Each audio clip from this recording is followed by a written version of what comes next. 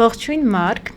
այսօր ես քեզ հյուրընկալել եմ իմ հաղորդմանը, որպեսզի խոսենք քո մասնագիտական ստեղծագործական գործունեության մասին ու երբ որ արդեն խոսենք, շատերը կիմանան, որ դու այդ ստեղծագործության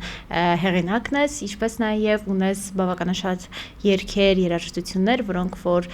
YouTube-յան հարթակում են ու նաև որ դու դրանք երգել ես հենց բեմերից։ Շնորհակալ եմ հրավերը ընդունելու համար։ Նարեկ ջան, ես էլ եմ շատ ուրախ, ողջունում եմ նախ քեզ, ողջունում ձեր հաղորդումը եւ կարծում եմ, որ շատ երկար տարիների անգամ կյանք պետք է ունենա։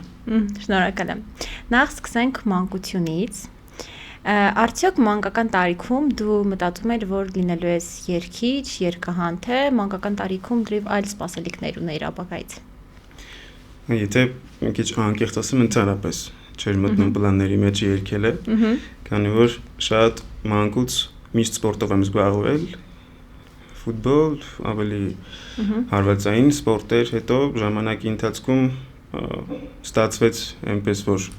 ընդունվեցի երաժշտական քոլեջ ու այդտեղից ամեն ինչ սկսվեց։ Այդքանի ինչքան էիր։ 16-17 տարեկան, հա։ 10 տարեկանում, 9 տարեկանում մի ստուդիա կար, որտեղ որ այն ժամանակ այցելում էի, սովորում էի։ Այդ պատճառով էր, որ իմ մոտ խորացած չէ, որտեղ ես էլ ավելի զբաղվում էի սպորտով, բայց հետո 14 տարեկանում, 15 տարեկանում ընդունվեցի քոլեջ արդեն։ Ամեն դեպքում ձայնային տվյալները դեռ այդ տարիքից կար նկատելի էր, որ այդ ուղղությամբ շարունակեցիր։ Շատ էին ասում։ Իպես դու ընդունում էիր քեզ այդպեսին, որ ունես այդ ձայնային տվյալներն ու իրոք երաժշտությունը քոնն է։ Սպորտով զբաղվելու ցանկությունն այնքան շատ էր, որ չէի նկատում։ Կար երկու սպորտ, որով շատ ակտիվ զբաղվում էի, դա կարատեն էր եւ ֆուտբոլն էր։ Իսկ երգելը ավելի 3-րդ ու 4-րդ տեղերում էր։ Շատ համատեղելի է բոլորը։ Կարատեն, ֆուտբոլը ու երաժշտությունը, բայց հիմա զբաղվում ես սպորտով, թե վերջ արդեն ամբողջովին քո էներգիան ռեսուրսները տրամադրել ես երաժշտության մեջ։ Ճիշտ ասած, ամեն անգամ, երբ որ գնդակ եմ տեսնում, sense մի բան խառնվում է իմ մոտ, խաղալու ցանկություն է գալիս, բայց չէ, հիմա սպորտով ցավոք սրտի չեմ զբաղվում։ Բարձրախոսն էլ չէ, ինքը մի քիչ կլորավուն է, գնդակա։ Մտածում ես, որ չէ, դժվար է դառնա ֆուտբոլ խաղամ, բայց դու փոքրուց արդեն սկսել ես երաժշտությամբ զբաղվել, իսկ ստեղծագործելը, այսինքն երգեր գրելը, էլի փոքրուց ա եղել, թե ավելի հասուն տարիքում ա եղել։ Ավելի շատ քոլեջ ընդունվելու 2-րդ, 3-րդ կուրսից իմ մոտ նկատվեց, քանի որ դաշնամուր նվագում եմ, տարբեր գործիքների տիրապետում եմ, բայց ոչ իհարկե պրոֆեսիոնալ։ Այն ժամանակ էլի քոլեջի տարիներին սկսեցի ուղղակի նվագել դաշնամուր առանց նոտաների իմանալու, դա երևի թե կար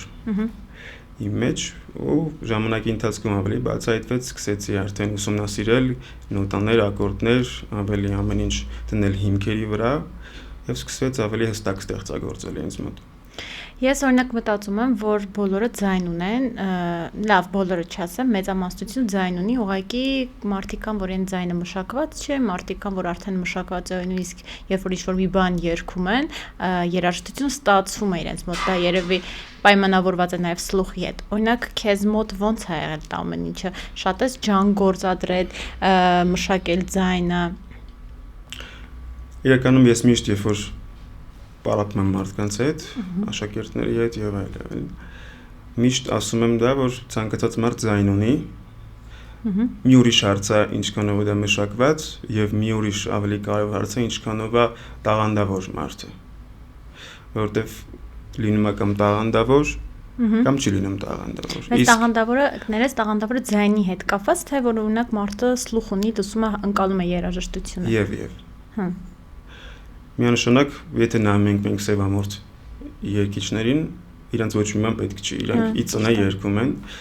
բայց մարդիկ էլ կան, որ աշխատանքի շնորհիվ, տարիների շնորհիվ հասնում են կատարելագործման։ Կամ չեն կարողանում ի վերջո հասնել։ Կամ չեն հասնում, հա, այդ են մարդիկ են, որ էլի կարողանում են երգեն, բայց իրանցը չի դա ամեն դեպքում։ Հա, բայց դա շատ կարևոր է, որ մարդու ներսում լինի այդ ամեն ինչը, ինքը զգա երաժշտությունը։ Օրինակ, որ դու երգերը բնականաբար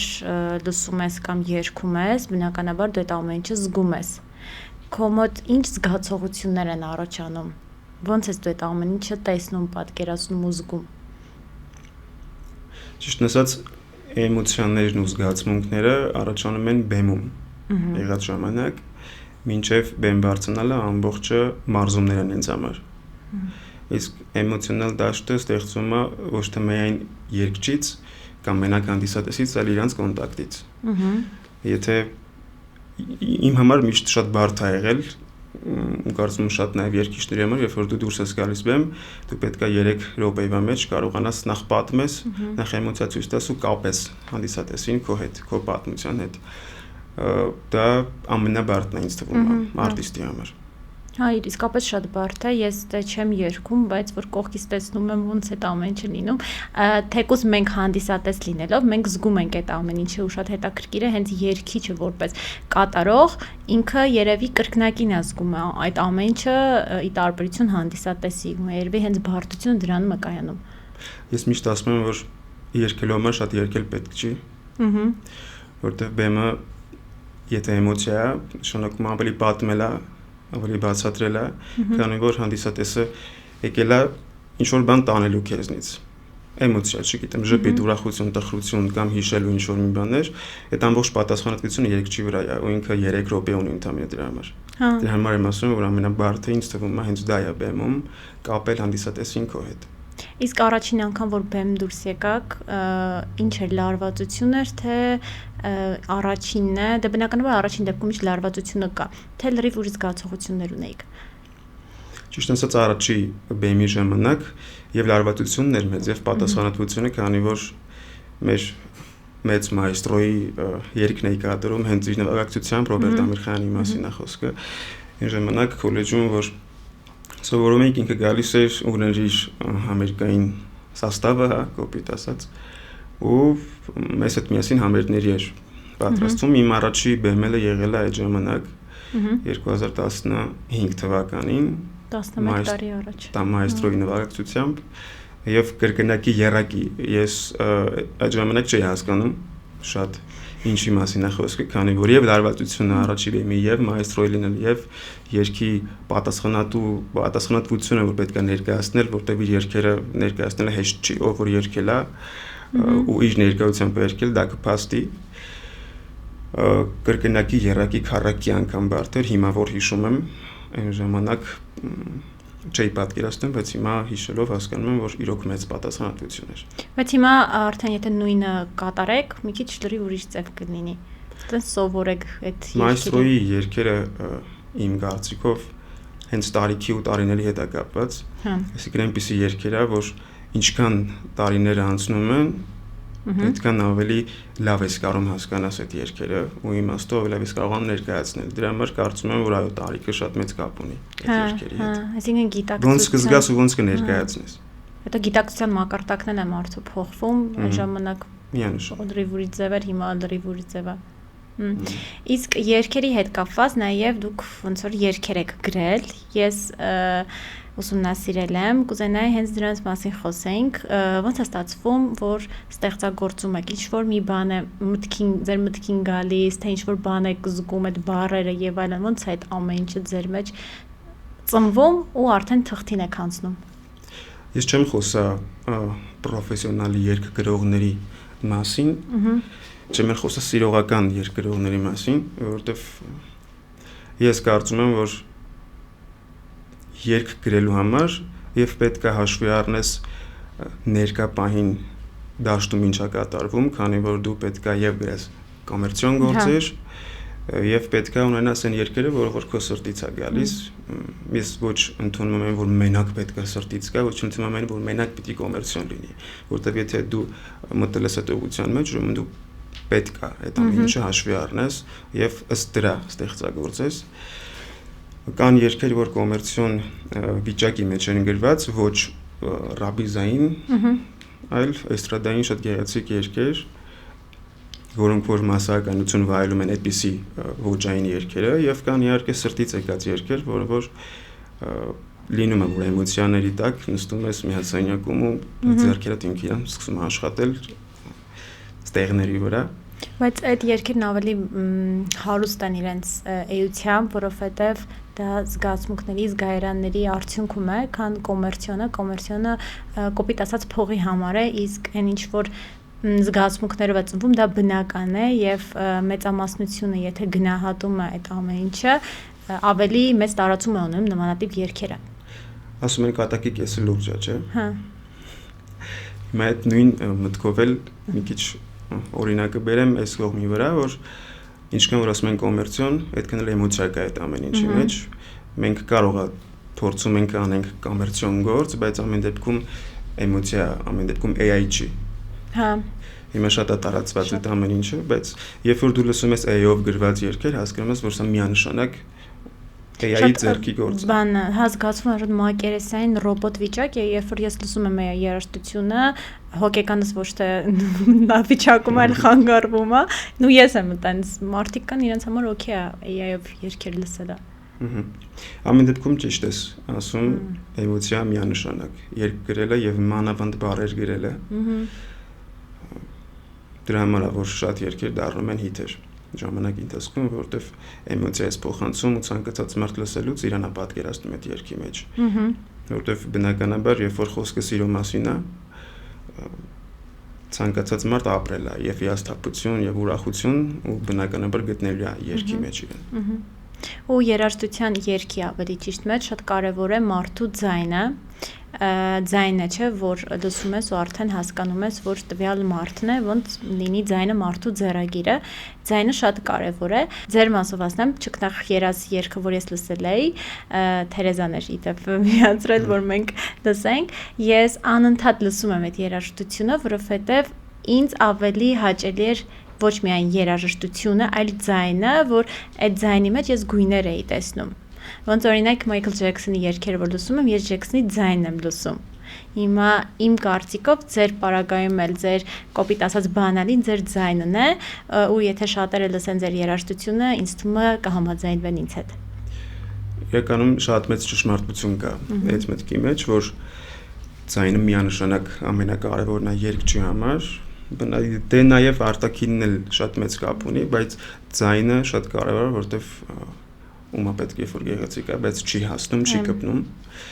Ինձ թվում է դա էլ մենակ ձայնը չի, դա էլ դրա մեջ էլ մաթեմատիկա կա, ես կարծում եմ, որ պետք է հասկանաս այդ ձայնը ոնց պետք է դուրս գա, որ ուր հասնի ու ինչի համար հասնի։ Իհարկե, ինձ թվում է մայստրոն Արնո Բաբաջյանը քեզ կների, որտեվ չկնախ երազ երգը շատ մեծ հարստություն է, որ թողել է մեզ, բայց նաև շնորհակալ եմ անկեղծության համար։ Կարծում եմ, որ շատ մեծ դեր ունի եւ հանդիսատեսի համար եւ արտիստի համար իր կատարելու ոճը, ձեռագիրը, որ կարողանա ճիշտ տեղ հասցնել։ Արտաքինի մասով էիք ասում, ես մի պահ պատկերացում եմ Ադելին, դե Ադելը իր արտաքինով, չէ, այդքան էլ չեմ ասում հաճելի չէր բնականաբար, ինքը գեղեցիկ կին է, բայց ոչ մեկը չէր լսում իր երգերը իր արտաքինի համար, այլ լսում էր իր երգերը իր ձայնի համար ու իր գրած կամ իր ստեղծագործության համար, ի տարբերություն մի շարք այլ երգիչների, ովքեր որ ոչ միայն իրենց ձայնով են հարուստ, այլ նաև իրենց արտաքինով, բայց ամեն դեպքում ձայնը այն ամենակարևոր բանն է երգիչի, որով որ ինքը մեծ բարձունքների կարող է հասնել։ Ես ճիշտ ասած ցավում եմ այն մտքի համար, որ շատ է հիմա ամեն ինչ դրվել տեսքի ու ոչ լիարժեք տեսքի վրա, որովհետև այսօր բաց հակու կապը եւ տղա արտիստների մասին է խոսքը եւ կանանց մասին է խոսքը շատ է դարձել ամենաառաջնայինը ու շատ են չափում այդ ամենով, բայց ես նկատի ունեմ գեղեցկություն եւ դիմագծերի մասին է խոսքը եւ շարժվելու մասին է խոսքը, չէ՞ որ օրինակի համար Ջեքսոնը հենց քո բերած օրինակով շատ մարդկանց համար գեղեցիկ է, շատ մարդկանց համար տգեղ էր, բայց երբ որ ինքը բեմում շարժվում էր, ոչ մեկ չէր կարող ասել, որ ինքը գեշ է։ Հա, քանի որ մի շարժումից, արտիստիկ մի շարժումից հանդիսատեսը ճղում էր իրան մեջտեղից կոպիտ, ասած որովհետեւ ինքը գեղեցիկ էր այդ ամեն ինչը անում։ Ես գեղեցիկ ասելով դա էլ նկատի ունեմ։ Խարիզման, բայց դե Ջեքսոնը ինքը պայքարում էր գեղեցկության համար, այդքան վիրահատություններ, որ ինքը տանում էր, ինքը ուզում էր, որ գեղեցիկ երևար։ Եվ դե գեղանում էր շատ մարդկանց աչքով, եւ չէ։ Ճիշտ է։ Ես լինելով Ջեքսոնի սիրահար, կարող եմ ասել, որ հա ինքը ինձ համար վերջին իր կյանքի վերջին տարիներին այնքան էլ գեղեցիկ չէր ու այնքան էլ հաճելի չէր, որ նայես, միայն հերիք էր, որ ուղղակի զուտ իր երաժշտությունը լսես։ Բայց ունենք օրինակ հայտնի երգիչներ, օրինակ Բիյոնսեն ինձ դուր է գալիս թե իր ձայնային տվյալները եւ թե իր արտաքինով, միևնույն ինքը ինչ ուզում է, դա շատ սիրուն է, բայց եթե ձայն չունենար Բիյոնսեն, ուղղակի իր կոպիտ ասած բանալին իր արտաքինը, ես անկեղծ չէի նայ իրան, որովհետև երգիչի ամենակարևոր բանը այդ իր ձայնային տվյալներն է։ Համաձայն եմ, բայց նաև հիմա հակասեմ իմ ասածին, որ տեսքը շատ կարևոր է։ Ու եթե արտիստ լինում է, որ երկուսը համատեղ է իր մոտ ու կարող է օգտագործի, այդ մարդիկ միանշանակ մանավանդ համաշխարհային շուկայում հասնում են մեծ հաջողությունների, որից որ ամենա վառ կերպարից Բիյոնսեն է։ Եվ նաև կա Բիյոնսեի հակառակ տեսակը, կա Ադելը, որը որ ընդհանրապես իրեն չես տեսնի, ինչ որ հակու կապի հետ կապված։ Բայց ընդունենք, որ բայց ինքը ֆանտաստիկ հա ձայն ունի ու ինքն էլ իր ձևի մեջ է գեղեցիկ։ Ընդունենք, որ Ադելի ձայնային տվյալներն ավելի հզոր են, քան Բիյոնսեինը, ու երևի Բիյոնսեն իր տեսքով լրացնում է իր ձայնային տվյալներին ու արդեն ինքը որպես արտիստ, որպես անհատականություն, ինքը կարող ենք ասել, որ հա, ինքը լավագույններից է։ Բայց Ադելինը ավելի շատ իր ձայնը, ամբողջովին մաքսիմալ ինքը իր ձայնի վրա է տրամադրված։ Ճիշտն ասած, արտիստների մեջ համեմատական տանել չեմ սիրում, միշտ չեմ սիրել, ու նաև մրցույթները չեմ սիրել, քանի որ երգը այն բանն է, որ չես կարող համեմատել իրար հետ, մանավանդ եթե համաշխարհային մեծությունների մասին է խոսքը, ամեն մեկը իր տեսակով շատ գեղեցիկ է երգում, շատ պատրաստված է եւ վոկալային եւ արտիստիզմով, ես չեմ կարծում, որ Ադելի հետ ստիլիստներ չեն աշխատել, ոճաբաններ չեն աշխատել, ինչպես որ նաև աշխատում են Բիյոնսեի հետ։ Ուղղակի Բիյոնսեի հետ կապված ավելի շատ է շեշտադրումը նաև բարային ունակությունների վրա, նաև կանացի ունակությունները ցույց տալու վրա, եւ ես կարծում եմ, որ դա ամբողջը պրոֆեսիոնալ թիմի աշխատանք է, որը որ մենք երկու բառով չենք կարող բնականաբար ներկայացնենք, բայց համեմատել չեմ կարող իրար հետ ոչ մի համաշխարհային արտիստի, որտեղ ամեն մեկ իր ուրույն տեղ ունի, ու ես չեմ ասում դա իրանց բազմամիլիոնավոր լսարանն է արդեն փաստել։ Հետո տրամադրության հետ էլ է կապված, օրինակ եթե դու ունես X տրամադրություն, դու լսում ես Adele, Y տրամադրություն, դու լսում ես Beyoncé, այսինքն նույնիսկ քո տրամադրությունը չի կարող նույն վիճակում երկու արտիստի լսել։ Այո։ Բայց ամեն դեպքում վերադառնանք քո ստեղծագործություններին։ Ես կուզենայի, որ դու խոսես քո ստեղծագործությունների մասին, դրանց մասին ներկայացնես անուններով, որովհետև շատերը կան, ովքեր չեն լսել, շատերը կան, որ լսել են ու ասեն, հա, փաստորեն այս երգը դու ես երգում, կուզենայի հենց խոսենք դրանց մասին։ Իրականում մի հրաշալի բան կատարվեց անցած տարի հոկտեմբերի 18-ին համալիր դալիճում, այդ օրը պրեմիերա եղավ, միլիոն տարի երգի պրեմիերան էր։ Ես անձամբ լսել եմ։ Ու ինչքան էլ որ սիրվեց նստած հանդիսատեսի դալիճում գտնվող հանդիսատեսի կողմից, իմ համար ամենավերջում շատ զարմանալի էր, նաև հաճելի էր 2000 հոգի մի անգամից երգից հետո սկսեցին երգը երգել։ Ես շատ քիչ այդպիսի պրեմիերաներ եմ հիշում, որ ստացվել է, որ երգը այդպես մի անգամից համերգից հետո հանդիսատեսի կողմից գա։ Չեմ կարող ասել դա միանշանակ կոմերցիոն գրված գործ էր, չեմ կարող ասել միանշանակ էմոցիոնալ գործ էր գրված իմ կողմից։ Կարևորը մի բանն է, որ իմ կարծիքով հանդիսատեսը մի անգամից վերցնում է երգը։ Եթե վերցրես, նշանակում է ստացված է։ Ու այդ շատ կարևոր է, որ մեծամասնությանը, տեսեք, հանդիսատեսը մոտավոր երևի 2000 հոգի էր ու մեծամասնությունը վերցրել է։ Այսինքն եթե հարաբերակցությամբ նայենք լիներ 10000, 10000-ից 2000-ը վերցներ, կասեք, որ ինչ որտեղ ոնց որ ուրեմն չի ստացել, բայց այստեղ ստացվում է, որ հենց 2000 հոգին էլ վերցրել է։ Այդ նշանակում է, որ ինքը ստացված գործ է։ Ես էլ եմ տենց կարծում։ Ես էլ եմ ասացի, որ անձամբ լսել եմ ու ինձ հենց ամենա դուր եկել է հենց ձայնային այդ ելևէջները, որ ճիշտ շեշտադրումներն են լինում բառի վրա։ Ես այդպես եմ էլի պատկերացնում, որ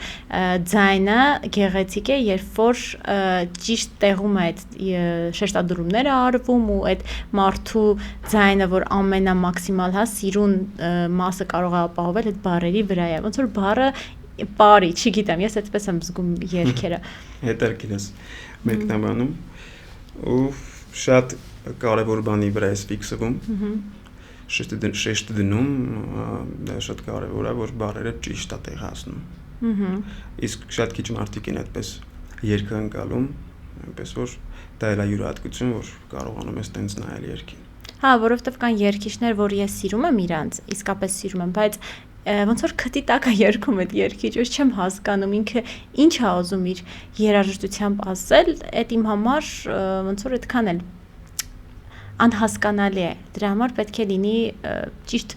բառի վրա շեշտը դրված։ Ճիշտ ասած քննադատելը կարծում եմ իմ կողմից եմ ասում, խոսելը որևէ մի արտիստի կատարողականի մասին, այդքան էլ արդար չի լինի, քանի որ էլի հանդիսատեսն է որոշում, որ արտիստն է լավ, որ արտիստը վատ։ Դե մենք յուրաքանչյուրս եթե հանդիսատեսը սիրում է մի արտիստի, որը որ երգում է հենց այդպես, ոնց ներկայացրեցիր, ուրեմն այդ արտիստը հաջողել է։ Դա հարաբերական է ամեն դեպքում։ Քանի որ հանդիսատեսն էլ է տարբեր ճաշակներ ունեն, բնականաբար ընտրում են իրենց արտիստին ժամանակի ընթացքում։ Մեզնից մնում է միայն արտիստներից հասնում է միայն մեզ գեղեցիկ ու ճիշտ ներկայացնելը, հասկանալով ներկայացնելը, զգալ թե հանդիսատեսը ինչ է ուզում լսի։ Եթե դա գտնես, ինձ թվում է ամեն ինչ կհաջողվի ժամանակի ընթացքում։ Իսկ դու անձամբ լսում ես քո երգերը։ Ճիշտ ասած, մինչև ձայնագրվելը։ Ձայնագրվելուց հետո չեմ կարողանում լսել, որովհետև սպառվում է։ Այդքան երգելուց էլ էմոցիաները սպառվում է ու միշտ հետո չեմ կարողանում լսեմ, թողում եմ, կարող է անցնի մի որոշ ժամանակ, որ մի 2 ամիս, 3 ամիս չլսեմ, հետո մի անգամ դնեմ լսեմ, բնականաբար շտկումներ գտնեմ, որ պիտի անեի, կամ հնարավորություն լինել անելու կանեի, բայց արդեն ձայնագրած է երգը, պես որ միշտ մենք այսպես անդադ աճելու ու ընթացքի մեջ ենք միշտ մեր սխալները տեսնելով ու շտկելու ցանկությամբ։ Հետաքրքիրն է, որ ում հարցնում եմ արտիստներին իմ հաղորդումների շրջանակում, բոլորը նույն պատասխանն են տալիս։ Իսկապես շատ հետաքրքիր է, որ ովքեր որ ստեղծագործում են, օրինակ հյուրերիցս մեկը երաժիշտ էր, ասում եմ դու լսում ես, քեզ դուր գալիս է, ասում է չէ, որովհետև անընդհատ երբ որ լսեմ, ես ուզում եմ փոխեմ դա։ Դա հենց դրանից է գալիս, որ ամենասկզբում տենց մի բան դու շեշտեցիր, որ զարգանում ենք։ Եվ ամիսների մեջ ենք փոխվում եւ շաբաթների, մանավանդ եթե տարիներ են անցնում, բնականաբար եւ ականջն է զարգանում եւ ճաշակն է զարգանում եւ նոր մտածելակերպ է լինում։ Մի քիչ կոպիտ անջում, բայց բագաժը երբ որ մեծանում է երգչական, սկսում ես ավելի շատ պահանջել ինքդ քեզնից ու բնականաբար քո ձայնագրությունները ժամանակ հետո երբ որ լսում ես հասկանում ես որ շատ բան կփոխի եթե հիմա ձայնագրվի դա նորմալ է եթե դա չկա ուրեմն ինձ թվում է սպառվել է արտիստը հա բայց նույն հանդիսատեսը եթե լսում է երաժշտությունը ինքը դրի ուր ձև անկանում ասում է շատ լավն է բայց երբ որ արտիստը լսում իր երաժշտությունը ասում է չէ մի բան է չի պետքա փոխեմ հետաքրքիր է հենց դա որ օբյեկտը կարելի ասել նույնն է բայց լսողը սուբյեկտը որ լսում է իրանք տարբեր ընկալումներ ունեն որովհետև հանդիսատեսը վերցնելու համար է արտիստը տալու իմ կարծիքով հա իսկ այս ընթացքում կան ստեղծագործություններ որոնք որ գրվում են կամ պետք է լի թողարկվեն շատ ստեղծագործություններ կան 2017 թվականից սկսած մինչև այսօր գրվել են շատ երգեր գրվել են նաև իմ հեղինակային բառերի վրա գրվել են նաև մեր սիրված բանաստեղծների հայ բանաստեղծների խոսքերի իման վրա բայց ավելի շատ հիմա հակված եմ իմ երգերը ժամանակի հետ ավելի հաճախակի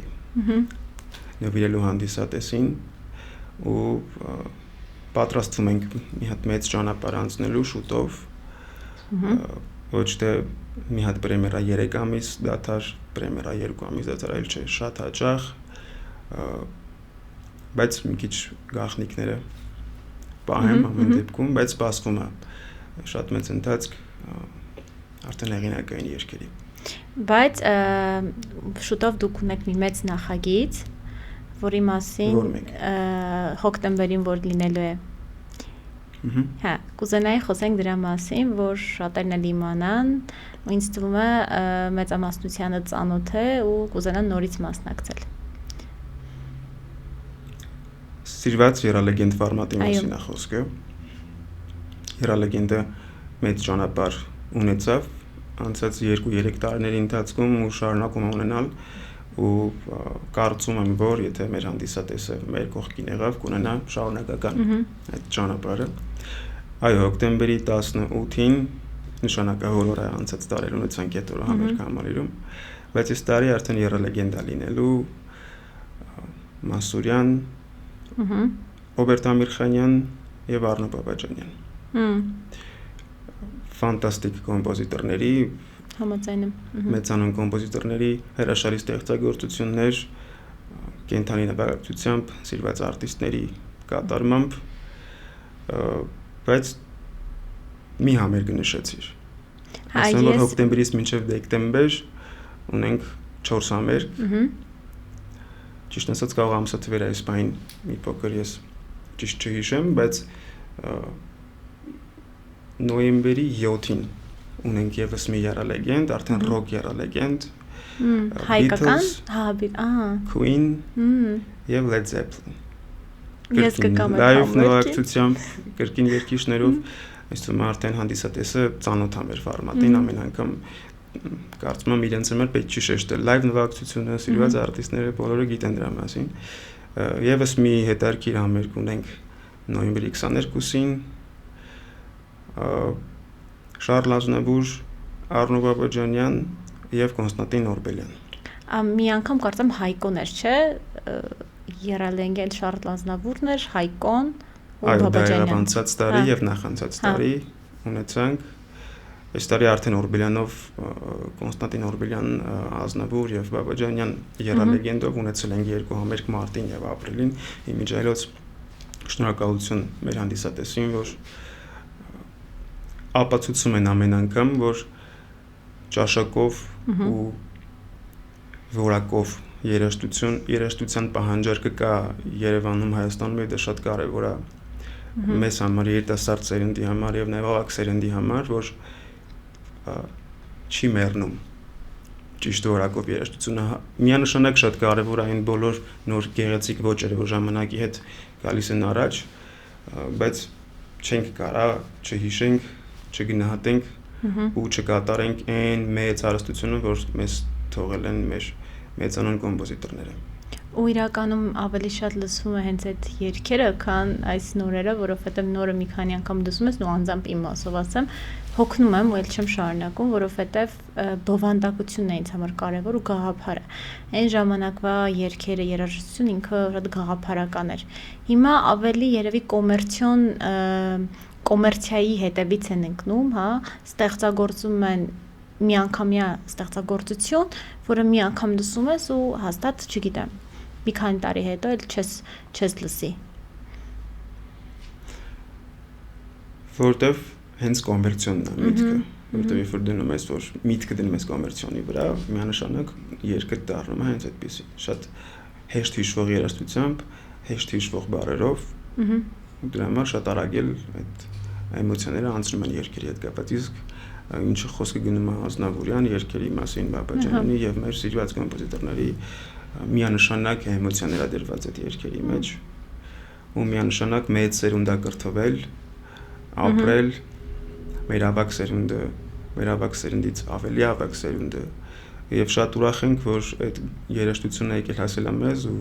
մեր համար նաեւ շատ մեծ պատասխանատվություն է, վստահ եմ շատ վստահ կարող եմ ասել բոլոր այն արտիստների անունից, ովքեր որ լինում են մեր համերգների մեջ, վստահ եմ, որ բոլորի համար շատ մեծ պատասխանատվություն է ու շատ հաճելի է մեզ համար, որ մենք հնարավորություն ենք այդ երգերը կատարելու։ Դուք եք չէ կատարելու այդ երգերը։ Իսկ այս ընթացքում, որ դուք զբաղվում եք երաժշտությամբ, բնականաբար խնդիրների բախվել եք, ինչ տեսակի խնդիրներ են եղել ձեր ստեղծագործական գործունեության ընթացքում։ Ճիշտ ասած, երաժշտությամբ ասելը մի փոքր sense մեծ է հնչում, քանի որ իմ աշխատանքը երկու կողմի է բաժանվել արդեն շատ երկար ժամանակ եւ Pop Symphony Production-ն է։ Իր ամբողջ ամերիկային թևով եւ արդեն երգչական կողմն է, որը որ շատ երկար ժամանակ է արդեն որ իմ հետ է, քան Pop Symphony Production-ը։ Դրա համար մի փոքր կդժվարանամ sense միանգամից պատասխանել այդ հարցին, եթե ավելի հստակեցնեք։ Այսինքն օրինակ դե կազմակերպչական առումով ես ինքս հասկանում եմ ինչ խնդիրների կարող եք բախվել ու բնականաբար դա հեշտ չի մանավանդ նախագծեր ստեղծելը ու ավարտին հասցնելը բարեհաջող ավարտին հասցնելը դա այդքան էլ հեշտ բան չի երբ մարդիկ որ լսում են իրենց թվում է որ շատ հետև գործ է բայց դա այդքան էլ որ հեշտ չի որովհետև էներգիա ռեսուրս չգիտեմ վերահսկել այդ ամեն ինչը դա բավականին բարդ է երաժշտության մասով եմ ես ուզում հասկանալ թե ինչ խնդիրների եք բախվել օրինակ չգիտեմ թեկուզ հեղինակային իրավունքների խախտման մասով շատ է չէ տարածված որ մարդիկ ինչ-որ բան են ստեղծում ու շատերը վերցնում են ու ասում են որ սա իմ ստեղծագործությունն է դեռ այդպիսի խնդրի չեմ բախվել բայց կարծում եմ որ կլինեն այդպիսի դեպքեր որ կբախվենք ամենամեծ խնդիրը ունեցող թեման է ամեն դեպքում նախատեսել է պետք ամեն ինչ ու ժամանակ առաջ է պետք զբաղվել որ չունենաս այդ խնդիրները հա իսկապես իսկ որ ստեղծագործությունն է որը շատ եք սիրում ձեր բոլոր ստեղծագործությունները շատ եմ սիրում ամենաշատը իմ սիրելով չի դա չէ ձեր սիրելով հանդիսատեսի աչքերով նայեք ու ձեր որ դա ձեր լավագույն գործն է որ կատարում եք հաճույք եք ստանում ամեն նոր գրվող գործը օրինակ իմ մասնագիտության մեջ ես ունեմ իմ սիրելի գործը որի մեջ շատ ջանք եմ գործադրել ու նաև դրական արդյունք եմ ունեցել նաև էմոցիաներ եմ ունեցել ես այդ մասով կարող եմ գնահատական տալ բայց արտիստը մի քիչ ուրիշ ձև է այդ ամեն ինչը տալիս գնահատական քանի որ էմոցիաները սպառվում են անընդհատ երգելուց երգը դրա համար չեմ կարող որևէ մի երգ ասել որ արդեն կա դրա համար ասեցի ամեն նոր գրվող երգը ամենաշատն եմ սիրում այդ պահին որտեղ բոլոր երգերը որ գրվում են ժամանակը անցնում սիրում եմ բոլորը բայց չեմ կարող առանձնացնել որովհետև ամենահետաքրքիր իմ համար նոր գրված երգերն են որովհետև ամեն մի նոր երգ իր համար իր հետ միասին նոր ընթացք է բերում նոր մտքեր է բերում եւ ստեղծագործելու եւ կապվելու հանդիսատեսի հետ դրա համար սիրում եմ ամեն նոր գործը որ պետք է գա ես հուսամ մեր լսողները կլսեն քո երգերը ու կհամաձայնվեն որ իսկապես շատ լավն է ես անձամբ ասում եմ որովհետև ես սիրում եմ երաժշտություն ու ես սիրում եմ որակյալ երաժշտություն Մարկ ես ունեմ քեզ բլից հարցեր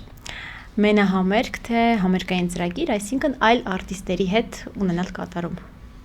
միանշանակ մենահամերգ կարծում եմ որ ամեն արտիստի համար ամենամեծ հաջողությունն է ունենալ մենահամերգ քանի որ ամբողջ հանդիսատեսը քեզ համար է իսկ ձայնագրություն թե կենթանի կատարում կենթանի կատարում միշտ եթե ձեր կյանքը նկարագրեք մի երաժշտությամբ որ երաժշտությունը կլինի կամ երգը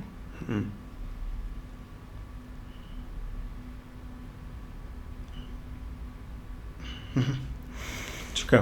տենց երգ չէ հաստատ կա ինձ թվում է չկա երգ կամ հիմա չեմ կարողանում մտաբերել հա լավ նաև ես իմ հյուրերին բնթագրում եմ այսինքն ես ոնց եմ տեսնում իմ հյուրերին ես բնականաբար քեզ չեմ ճանաչում ուղղակի արտաքին հայացքից ոնց եմ ընկալել Առաջինը իմ կարծիքով դու շատ լուր լրակյաց մարդ ես, բայց միևնույն ժամանակ շատ մտածող ես։ Չգիտեմ, այդ տպավորությունը։ Դե երկուսը զուգահեռ են։ Միգուցե։ Միշտ իրար հետ են, բայց շատ մարդիկ, ովքեր որ ճանաչում են, գիտեն, որ այդպես չի։ Դե ես իմ ընկալմամբ եմ ասում։ Հաջորդը տաղանդավոր մարդ ես։ Շնորհակալ։ Եվ մյուսը ինձ թվում է դու շատ հումորով մարդ ես։ Շատ հումորով մարդ ես ու այդ հումորը ավելի շատ քո միմիկաներով կամ քո, չգիտեմ, ժեստերով է երևում։ Կան նման բան։ Ես այդ ձևը ոնց որ քեզ ընկալել։ Ու նաև իմ նախորդ հյուրերը հաջորդ հյուրերին հարցեր են տալիս։ Իմ նախորդ հյուրը եղել է ոճաբան, Նաիրայի անունը։ Ինքը հարց է ուղղել, որը պետք է քեզ տամ։ Ինչ է սպասում վաղը ձեզ։ Նորոշ։ Այո, շատ դիպուկա պատասխաներ։ Եվ դու պետք է իմ հաջորդ հյուրին հարց տաս։ Պետք չի մտածել։ Այն ինչ որ առաջինը գալիս է մտքիդ, այդ հարցը պետք է հղենք մեր հաջորդ հյուրին։ Իսկ հաջորդ հյուրը ինչ մասնագիտություն ունի, թե դա էական չի։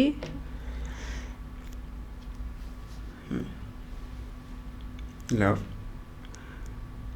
Ոնց ես պատկերացնում 5 տարի հետո քեզ քո վիճակը, որտեղ կլինես ու ինչ կանես։ Okay, հաջողությունների մասին է խոսքը։ Ես ակը փոխանցեմ իմ հաջորդ հյուրին, եթե ձեզ հետաքրքրի, դուք կարող եք հետո նրա պատասխանը տեսնել։ Ու նաև իմ հյուրերը մեր հաղորդմանը տալիս են փոքրիկ հուշանվեր, որը կապված կլինի իր կամ իր մասնագիտական գործունեության հետ։ Եթե նվերը փոխանցենք on-line տարբերակով, չնայած չեմ սիրում դա on-line ինչ-որ վիճակները, բայց ես նախատեսել էի նվեր, բայց պետք է ուղարկեմ on-line մեր հաջորդ համերգի տոմսերն որ սիրով կփոխանցեմ ձեզ։ Իսկ քանի հոգու համար է։ Կքննարկենք շատ լավ։ Շնորհակալ եմ քեզ Մարկ։ Դու այն մարդկանցից ես, որ ես մտածում եմ, որ պետք է բոլորը իմանան քո մասին, որովհետև ես այդպես եմ մտածում, որ եթե մարդը տաղանդավոր է, ինչ-որ բան է ստեղծում, ինչ-որ արժեք է ստեղծում մարդկության համար, շատ լավ է, որ մարդիկ բոլորը իմանան ու ճանաչեն իրենց հայրենակցին, տաղանդավոր հայրենակցին։ Շնորհակալ եմ Նարեկ ջան։ Ասեմ, որ տաղանդավոր շատ հայեր ունենք, ու կուզում եմ, որ բոլոր տաղանդավոր մարդկանց հայությունը իրոք ճանաչի եւ Հայաստանում եւ աշխարհից դուրս ունենան իրենց ճանաչում ու գտնեն իրենց տեղը, քանի որ մեր ճիշտ ներկանալու հնարավորությունից նաեւ կախված է թե ավելի շատ կճանաչեն Հայաստանը, թե չէ, որտեղ շատ տաղանդավոր արտիստներ կան եւ երկի մեջ եւ մարզիկներ եւ տարբեր ոլորտներում, որ կարողանում են աշխարհում տարբեր տեղերում գտնել իրենց ուրույն տեղը ու նաև այդ հնարավորությունից ելնելով Հայաստանը ավելի շատ են ճանաչում։ Իրականում ոդկասթի նպատակը հենց դա է՝ բացահայտել տաղանդավոր մարդկանց ու մարդիկ իմանան նրա մասին։ Շնորհակալ եմ քեզ։ Ձեզ եմ շնորհակալ, ձեր հաղորդմանը, ինչպես շեշտեցի, երկար կյանք, տարիների կյանք, թող շատ տաղանդավոր արտիստներ գան եւ իմանան ձեր ասածի պես հայություն իրենց մասին։ Շնորհակալություն։ Ձեր շնորհակալություն։ Չմոռանաք հետևել մեր YouTube-ի անալիքին Critics-ի նոր ոդկասթները դիտելու համար։